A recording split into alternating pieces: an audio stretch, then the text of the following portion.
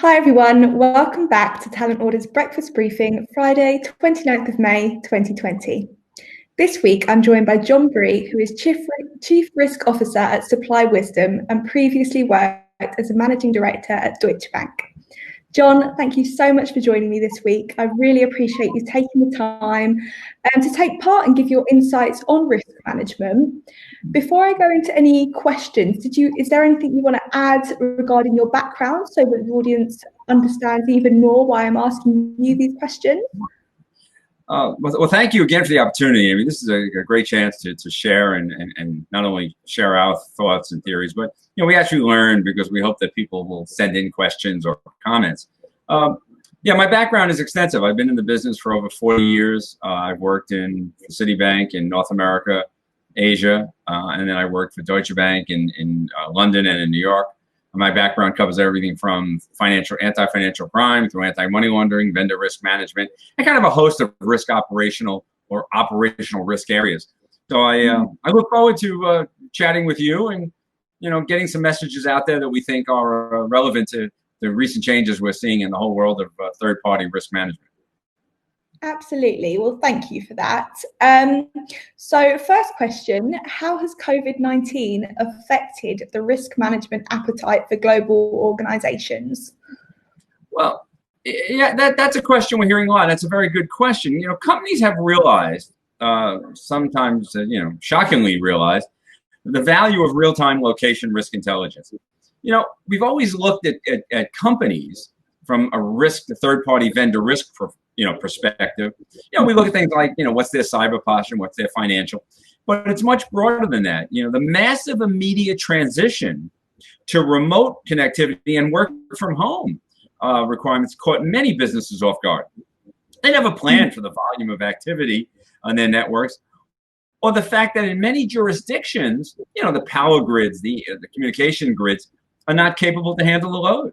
Many people didn't even have, equipment. They didn't have devices. We get very comfortable in the U.S. and in Europe and in parts of South America and Asia, where everything is fine and you're working. But you get into locations that don't have the capabilities. I mean, one of the things that I learned from I'm part of a company called Supply Wisdom, and we're a risk intelligence firm. We have a massive team of analysts in Bangalore. And we've always had remote work from home because of the time differences between, India and the US. And I was talking to the head of our global analytical center, and when this first started, he said, one of the challenges is going to be that in Bangalore, the summer is coming. And we routinely have brownouts and blackouts. Now, our teams are prepared for that, so they have extra battery backup and extra communications, alternative communications. But companies that hadn't thought about that, they had a real challenge to meet that environment. So I think what's going to happen is you're going to see that. You're also going to see a change from kind of static, episodic assessments of third-party vendors. It did not provide companies with real-time critical intelligence. What's happening right now? Yeah. The last time I did my review was a year ago. And I had great information, but that information is now out of date.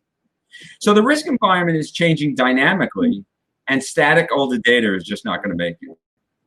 Forward-thinking organizations are aggressively making the shift to, kind of expanded, enhanced risk monitoring. Not just cyber and financial. They're looking at things like, what's going on at the location, what's going on in, governance, risk and control. Are there legal issues? Are they having challenges? How about people and staffing? Are they gaining people, losing people? How mature is their service? And what about their client structure? Are they overloaded? Do I have a third-party vendor that, I'm 90% or 80% of their revenue? Well, that's a challenge. So I think companies are rethinking that. And I think that's going to be the major impact that we're seeing coming out of COVID. Absolutely. I think obviously it was a struggle for most businesses, COVID-19, but the people who didn't have that comprehensive risk management structure or anything in place, they were definitely hit a lot harder, which is really unfortunate. But it just shows the importance, doesn't it? It just shows you the importance of all these things. They're there for a reason. Okay, so that brings me on to my next one. How has the introduction of technology such as AI changed risk management? That's a hot topic, and we look at it a little differently on the risk management side. All industries are rapidly moving to agile and development ops, DevOps types product and process development and implementation. It used to take, a year to roll out a new product or a process. Now, in the new environment, this is happening in 3 to 6 months. AI, machine learning, robotic process automation, RPA, they're at the core of these programs. Risk management must keep up with this whole new, SDLCs, the system development, life cycle. How do you stay abreast of this? Well, what we need to do is transition to real-time, continuous, multi-category monitoring. In other words, and also you need to have your risk management teams at the front end of that system design lifecycle. So when a business or an operational team is building a new process or a new product, if you have risk involved at the early stages, they can start to provide guidance on what are some of the challenges, what controls should we put in place to make it work more effectively. Because if you do it at the front of the design lifecycle and build it into the business case, it's much more effective and efficient, both operationally and cost, to do it early than to tag it on at the back end. So I think you see, and also we now have to employ these same capabilities, allows companies to receive risk intelligence in an actionable format.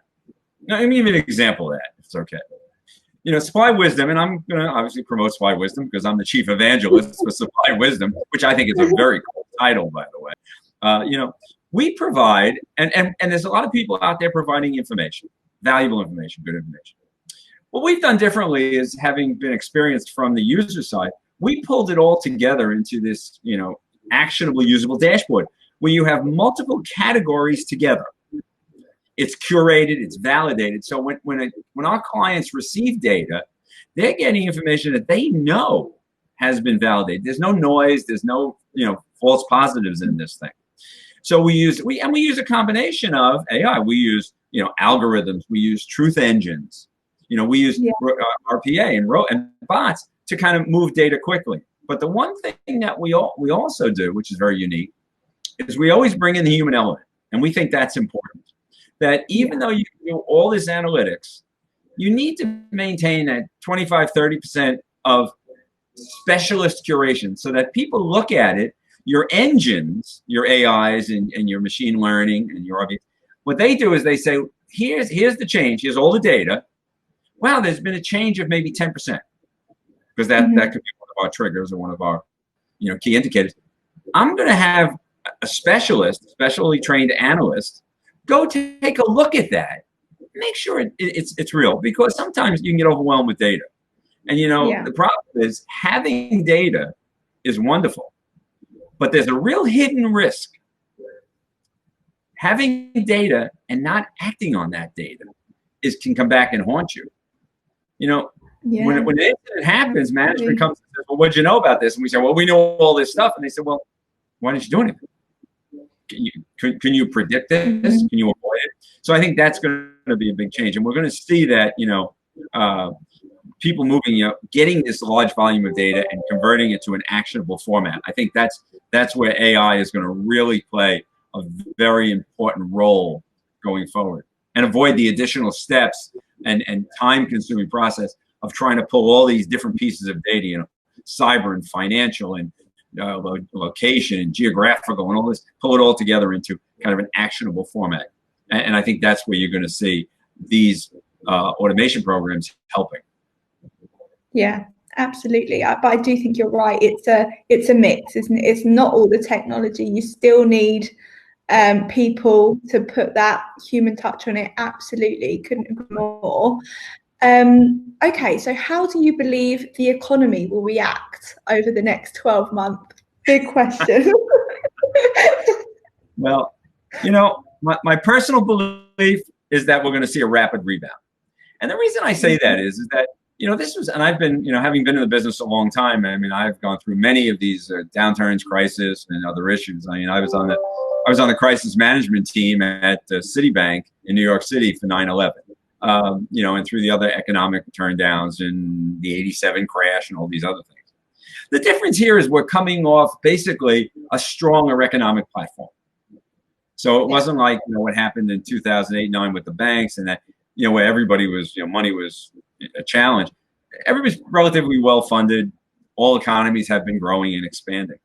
And I mean, there are going to be challenges in, jurisdictional and so on and so forth. But on the whole, we're coming out of a pretty good base. That said, companies are going to have to rethink how their entire workforce will operate, and where they will be located. I remember after 9/11 in New York City, for the first year or so, people wanted to come back to work, but people would say to us, I really don't want to work above the 4th floor. I don't want to be on the 50th floor or the 35th floor of a building. I think we're going to see some challenges now. Are people going to really want to get on, the subway? I lived in Tokyo, and I lived in London, and I was born and raised in New York City, so I've been riding the subways my whole life. Yeah. So I really want to get in a car where I'm packed in like sardines. So I think it's going to take a while before we ever get back to some version of what we, the previous normal. So I think we're going to have to rethink that, which means it's not only about connectivity, okay, we'll give you the right device and we'll make sure that you have, good internet and you have power and all that. There's some other things that we have to think about coming out of a governance, control, and compliance background. So remote and work from home is going to expand. We all know that. Yeah. Change introduces a whole new set of risks. What about data protection? Not on the line, not in transit, not encryption, but they'll look over the shoulder. Because all of our controls and governance was based on, John and Amy working with a team of people in an office building where they, used their card to get in, and it was limited, and the door was locked, and all we had separation and all this other stuff. Now, we have 4 people sitting around a kitchen table. Yeah, absolutely. You have to think about that. We don't have luxuries in my house. I mean, I'm in one room in my house, working. My daughter, who is temporarily back home from her apartment in Manhattan because, there's nothing open. She works for PwC. Well, she's upstairs in her bedroom. So we're not seeing each other's information because she works in a confidential environment. But not everyone has that luxury around the world. So I think that some of these things, what about device and connection integrity? We had a client, a major financial client, come to us and say, you guys have this really very cool, sophisticated cybersecurity model that we run through. We do at a partner called NormShield, and we're the best. I say that unequivocally. We'll match up to anybody. They came back and said, well, that's really cool. How can you help me with all these new IP connections? I have thousands and thousands of people working from kind of locations, IPs that we've never seen before. We're actually able to develop a program that can go out and do remote worker IP health. Now, is this something new? Yes. But people are going to have to think about that. What about that device? What about the controls? What's the environment, the physical environment that these remote people are working from? Do you realize something that happened for the first time with COVID-19? Traders started working remotely. Traders had never worked remotely. Now, remember, traders, they're locked down. We're required by law in many countries, U.S. included, to monitor all their communications. So we got to monitor all their, tweets and all their, internal comms and their phone calls and all that stuff. How's that going to happen? Yeah. I'm on a cell phone, from my house in, Sofia, Bulgaria. So there's a whole new area that we're going to have to think about from a risk management perspective. And it's going to require a real team effort. And that means that if you're a risk professional, if you're not working closely, regularly with, compliance and data privacy and data protection and information security, business continuity, HR, legal, if you're not talking to all these people and you're not all working together, your program is going to have challenges. Yeah. So that's kind of, I think, where what we're going to see happen, and I think the economy though is going to bounce because we're going to see a whole lot of new opportunities come out in building the programs and technology to deal with the new normal. Absolutely. I think fintechs could come out pretty well from this if they're quick and they get the right ideas done quickly. They could come out very, very well, as well as consultancies as well, helping, you know, other businesses catch up and all of that. They can also do very well. I think hopefully a lot of people will bounce back. It will be more difficult for, you know, hospitality and all of that. It will be more difficult, but hopefully eventually people will bounce back. I mean, people are still going to want to go on holidays after this is over. So just we're all waiting. We will come. Starting here. I'm ready. I'm ready. Exactly. I'm ready to be able to go out and take that Sunday drive or that Saturday evening drive. You know, fortunate to put the top down and take a ride through some beautiful country, and being able to actually stop at a bar and maybe have a drink and something to eat, as opposed to sitting in a Dunkin' Donuts coffee lot, you know, parking lot drinking a container of coffee. So we're really looking forward to that, you know, to interacting again. It'll come. It'll come. It will. It will. Okay, perfect. So the next question I've got is, what should businesses be doing in regards to their risk management strategy? So you've already mentioned kind of them all collaborating, which I think is really, really important. Any other kind of ideas as to what they should be doing? A couple of things. One is a thorough and comprehensive reassessment of what's called your third-party vendor portfolio. And you got to base that reassessment on those risks we talked about earlier, kind of the new world, the new challenges. I think you immediately have to begin a program of real-time continuous monitoring, including location risks. And there are programs out there, and you know, I'll promote some, but there's a lot of information out there. But be sensitive to not overwhelm yourself with information. An idea that we've been working on with our clients for a while now, and it's really becoming hot, is something called the Rock. If you go on LinkedIn, you'll see my article called "Steady as a Rock."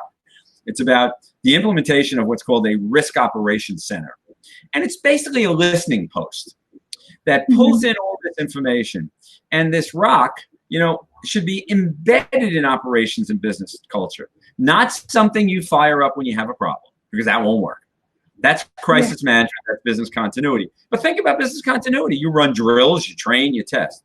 There should be this risk intelligence listening post that gathers all this information and puts it in actionable format and then shares it across the organization with the people that need it. I think you have to start thinking, there's going to be a lot of, you mentioned, you know, strategic planning. People are going to think, oh, I got to redo everything. You do.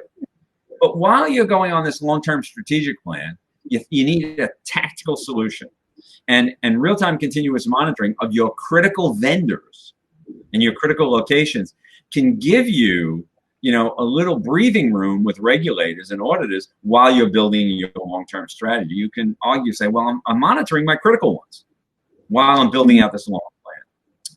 I think the term proactive is going to take on a whole new meaning. Well, I'm proactive, I'm doing this and that. Well, proactive is now going to mandate that you do some sort of predictive modeling. What has to happen is, you know, we just recently did a project for one of our clients. We took an incident that happened with a major company, a major third-party vendor. And we had the ability through our intelligence and our risk intelligence to look back over 3 years. And we showed them how 3 years of information that we had provided actually gave indications that a problem was about to occur. So it's pattern matching. So you develop patterns. So I think you're going to see more of that. And I advise people on the risk side who say, well, I don't understand how to do this behavioral analytical stuff. Go talk to your marketing people, because they're doing it all the time on how they determine what clients want and how to sell them. So it's an expansion of what we're doing in the marketing world, right? I think it's going to become predictive analytics, predictive modeling is going to become a must-have versus a nice-to-have. And the last thing is that everyone, I don't care what business you're in, how large or small you are, you're going to have to move away from this current static, you know, episodic point in time assessment. You know, I need an annual financial report. You know, I'm going to do a once a year, you know, a cyber assessment. That's not going to make it anymore, because the world is changing too fast, both from a crisis perspective as well as a product and process development perspective. You're going to have to move to dynamic, real-time continuous governance across multiple categories. You can't just look at financial. You can't just look at cyber. You got to look at all kinds of things. Think about your vendors. Like I said earlier, if you're 90% of your vendors' revenue, that could be a challenge. Yeah. They might not be able to survive. So one of the things I do, and I'm not going to oversell, but I encourage from, we're a huge thought leader. So I encourage everyone who's listening and all your participants, go to the supplywisdom.com website. You don't have to buy anything. Just go there and take a look at what curated, actionable intelligence looks like.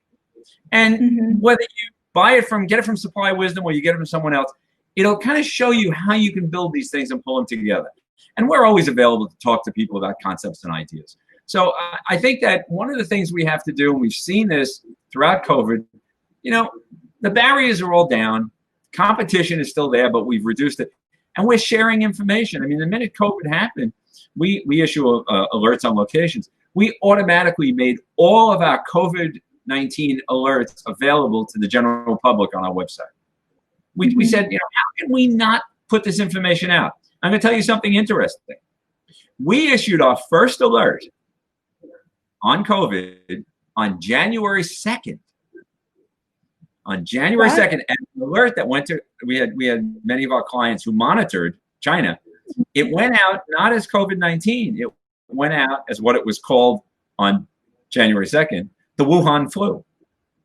And in our alerts, we include guidance. And in that guidance, it said, make sure that your third-party service provider or any captive operating programs you have in that region have the ability to do medical testing and containment or quarantine. We said this on January 2nd. Now, we did that because we're constantly monitoring it. Many of our clients saw that, and then we did updates, daily or as they came out. They started to rethink this, and many of our clients started to say, wait a minute, we got to start preparing for this. So look at those kind of things. Think about how risk intelligence can help you run your business better, not only when you're in a crisis, but normal operations. If one of your vendors announces a whole new way of doing things, maybe you should negotiate a better price. Risk intelligence is not only about avoiding issues, it's about identifying opportunities. So with that, I'll say thank you. And if there's any questions you have, Amy, or any of your listeners, please send them off and we'll try and get you an answer. Absolutely. And please, stay safe, everyone. Stay safe. Absolutely. So I will forward any questions on to John, as I do every week. I will also put your website down below as well. So if anyone does want to check out Supply Wisdom, please do. Any questions, just email me on amy.morris@talentorder.com or message me via LinkedIn. If you missed last week's breakfast briefing with Nicole Breyer, I will leave the link down below as well. I hope you're all staying safe and well. I'll see you next week. Bye.